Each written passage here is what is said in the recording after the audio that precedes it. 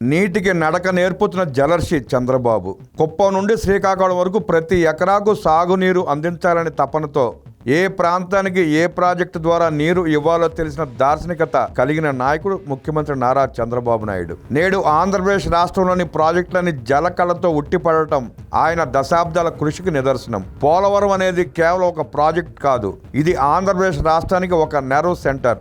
ఈ ప్రాజెక్టు ద్వారా రాష్ట్రం నలుమూలలకు వంశధార నుండి చిత్తూరు వరకు నీటిని అందించేలా ప్రణాళికలు సిద్ధం చేయవచ్చు. గోదావరి జలాలను కృష్ణా డెల్టాకు మళ్లించడం ద్వారా అక్కడ కృష్ణా నీటిని పొదుపు చేస్తున్నాం. ఇలా పొదుపు చేసిన కృష్ణా జలాలను రాయలసీమ ప్రాజెక్టులకు తరలించి కరువు ప్రాంతాలను సస్యశ్యామలం చేస్తున్నాం. గత ప్రభుత్వ వైఫల్యాలు గణాంకాలతో విశ్లేషణ చేసుకుంటే సాగునీటి రంగానికి గత తెలుగుదేశం ప్రభుత్వం ఇచ్చిన ప్రాధాన్యతను వైసీపీ ప్రభుత్వం విస్మరించింది. మొత్తం ఇరిగేషన్ ఖర్చు 2014-2019 మధ్య టీడీపీ ప్రభుత్వం 65,000 కోట్ల రూపాయలు ఖర్చు చేస్తే 2019-2024 మధ్యలో వైసీపీ ప్రభుత్వం కేవలం 12,000 కోట్ల రూపాయలు మాత్రమే ఖర్చు చేసింది. సీమ ప్రాజెక్టుల కోసం టీడీపీ 12,000 కోట్ల రూపాయలు వెచ్చిస్తే జగన్ రెడ్డి ప్రభుత్వం కేవలం 2,000 కోట్లతో సరిపెట్టింది. ప్రాజెక్టులను నిర్వీర్యం చేస్తున్నారని తాను పర్యటనలు చేస్తుంటే నాటి ప్రభుత్వం అక్రమంగా అరెస్టులు చేసింది. ప్రస్తుతం రాయలసీమలోని అన్ని రిజర్వాయర్లు కలిపి 368 టీఎంసీల నీటితో కళకళలాడుతున్నాయి. ఇది చూడటం ఎంతో సంతోషంగా ఉంది. హంద్రీనీవా ద్వారా అన్ని చెరువులను నింపుతూ చిట్ట చివరి కుప్పం వరకు నీటిని పారించారు. ఎప్పుడూ నీళ్లు చేరని బ్రహ్మసాగర్ రిజర్వాయర్కు కూడా నీటిని పంపించే రికార్డు సృష్టించారు. 3,528 కోట్ల రూపాయల ప్రాజెక్టును ఎలాంటి అనుమతులు లేకుండా మొదలుపెట్టి 900 కోట్ల రూపాయలు కాంట్రాక్టర్కు చెల్లించారు జగన్ రెడ్డి.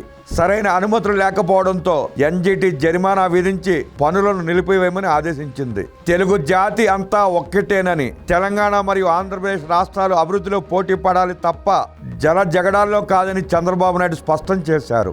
గతంలో ఉమ్మడి రాష్ట్ర ముఖ్యమంత్రిగా దేవాదుల, కల్వకుర్తి, మాధవరెడ్డి లిఫ్ట్, ఆలీసాగర్, గుత్పా వంటి ఎన్నో ప్రాజెక్టులను చంద్రబాబు ప్రారంభించారు. హైదరాబాద్ నగరానికి కృష్ణా జలాలు అందించడంతో పాటు నగరాన్ని ప్రపంచ స్థాయిలో అభివృద్ధి చేసింది తెలుగు జాతి కోసమే. గోదావరిలో పుష్కలంగా నీరు ఉంది. తెలంగాణ దేవాదుల ప్రాజెక్టు విస్తరించుకున్నా మాకు అభ్యంతరం లేదు. అదే విధంగా మేము పోలవరం నీటిని వాడుకుంటే అభ్యంతరం చెప్పడం సబబు కాదు. నదుల అనుసంధానం, సముద్రంలోకి వృధాగా పోయే ప్రతి చుక్క నీటిని వాడుకోగలిగితే అభివృద్ధి ఆటో పైలట్ విధానంలో జరుగుతుంది. ఏపీలో ఉన్న 90% ప్రాజెక్టులు తెలుగుదేశం హయాంలో చేపట్టినవే. వ్యవస్థలను మళ్లీ గాడిలో పెడుతుంటే కొందరు రాజకీయం కోసం బురద జల్లుతున్నారు. నదుల అనుసంధానం ద్వారా దేశాన్ని సుభిక్షం చేయడమే నా జీవిత సంకల్పం అంటున్నారు ముఖ్యమంత్రి నారా చంద్రబాబు నాయుడు.